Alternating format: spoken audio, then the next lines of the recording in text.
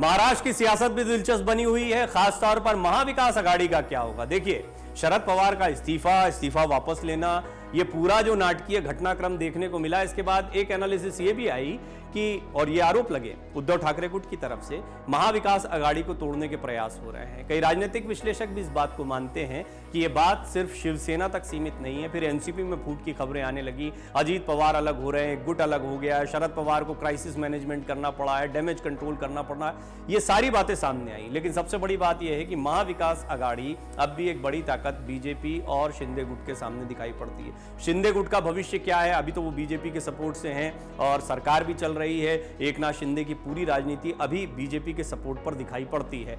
Individually वो क्या perform करते हैं, अभी तक तो वो चुनाव में कभी गए नहीं हैं कि इस तरीके से वो चुनाव में अपने दम पर उतरे, अपने चेहरे के साथ उतरे, और महाराष्ट्र की जनता उनको क्या रिस्पांस देती है। बीजेपी इस बात को जानती है कि ठाकरे परिवार, बाला साहब ठाकरे की विरासत, जिस शिवसेना के साथ उन्होंने अभी तक राजनीति चलाई, उसका मामला अलग था, एकनाथ शिंदे का मामला अलग है। लिहाजा शरद पवार भी अपने नए समीकरण तलाश रहे हैं। क्या महाविकास आघाड़ी में फूट चलने वाली है?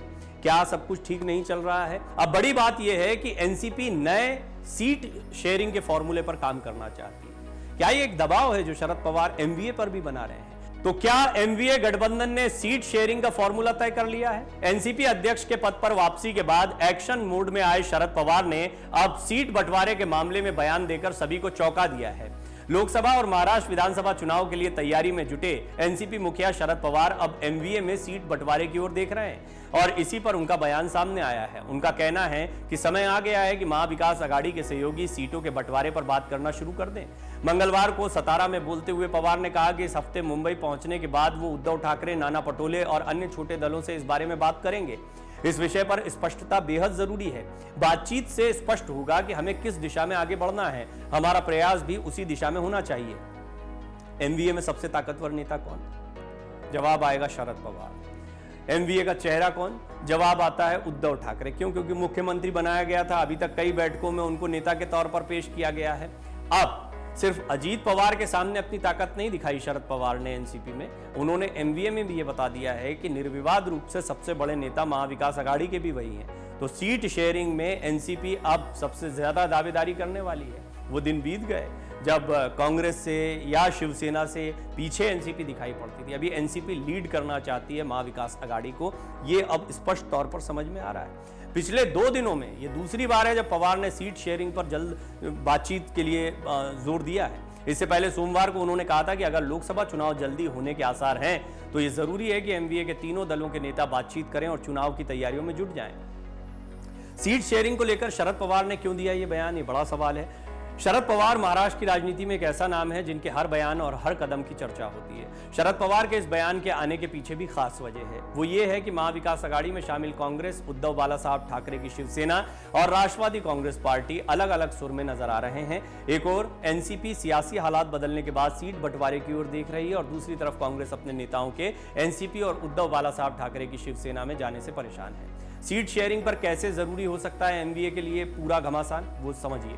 दरअसल एनसीपी का एक वर्ग सीट बंटवारे पर दोबारा चर्चा चाहता है। पार्टी के एक वरिष्ठ नेता के मुताबिक पहली वजह यह है कि यहां 2 पार्टियों की बात नहीं बल्कि 3 पार्टियों की बात है, एनसीपी, कांग्रेस और शिवसेना उद्धव गुट। दूसरी वजह यह है कि कई नेता अपनी ओरिजिनल पार्टी छोड़ चुके हैं और नए दलों में शामिल हो चुके हैं। कहीं दल बदल हुए, कहीं बदलाव हुए हैं। ऐसे में पुराना सीट बंटवारा काम नहीं करेगा और नए सीट शेयरिंग फॉर्मूले पर काम करना जरूरी है। ये सीट शेयरिंग जो है ना, ये फॉर्मूला बहुत जटिल है। ये विपक्षी एकता के भी आड़े, ये छोटा सा एग्जाम्पल है जो महाराष्ट्र में आप देख रहे हैं। 2024 में जो विपक्षी एकता की बात बार बार होती है उसमें भी क्या है अड़चन? सीट शेयरिंग ही तो है।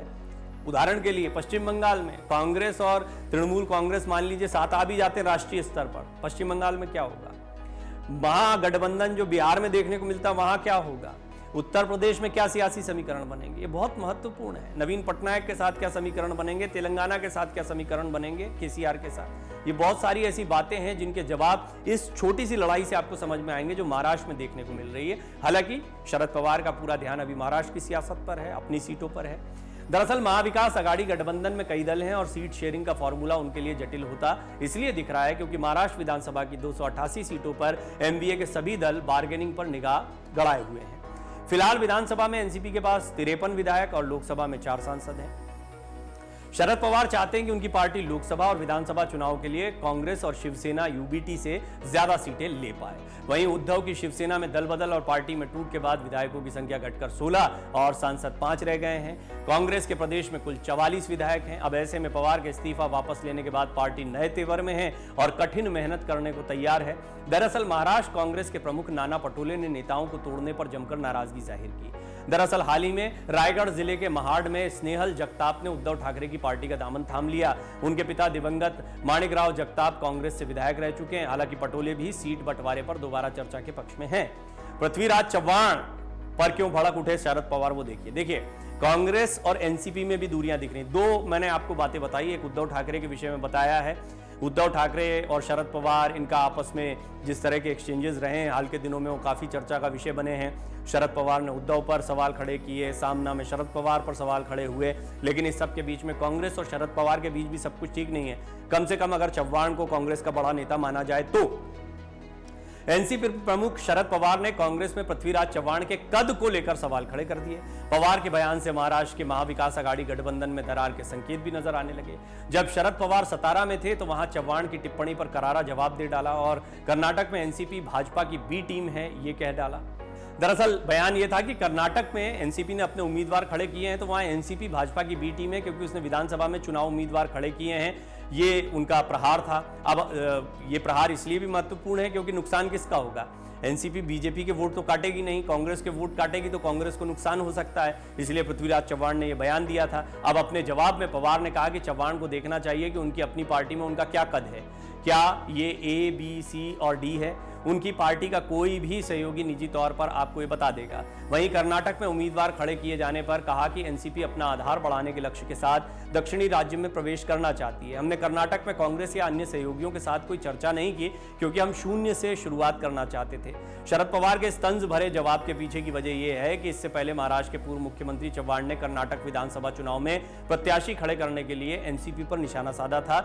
पवार के इस दावे को लेकर भी असहमति जताई थी कि 2019 में महाविकास आघाड़ी गठबंधन बनाने को लेकर बातचीत के दौरान कांग्रेस नेतृत्व ने हठी रवैया अपनाया हुआ था, जिससे नाराज हो गए थे अजीत पवार। मैंने एक रिपोर्ट में आपको बताया है कि कांग्रेस के रुख को लेकर उन्होंने कड़ी बातें अपनी आत्मकथा में लिखी हैं।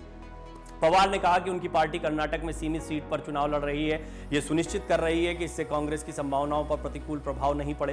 कर्नाटक चुनाव के दौरान कुछ राजनीतिक नेताओं की ओर से बजरंग बली की जय जैसे नारे लगाने के बारे में पूछे जाने पर पवार ने दावा किया कि जाति और धर्म के नाम पर वोट मांगना जनप्रतिनिधि चुने जाने के बाद ली गई शपथ का उल्लंघन है, क्योंकि धर्मनिरपेक्षता और लोकतंत्र शपथ के अहम शब्द हैं। उन्होंने कहा कि मैं हैरान हूं कि देश के प्रधानमंत्री ने लोगों के सामने इस तरह का रुख रखा।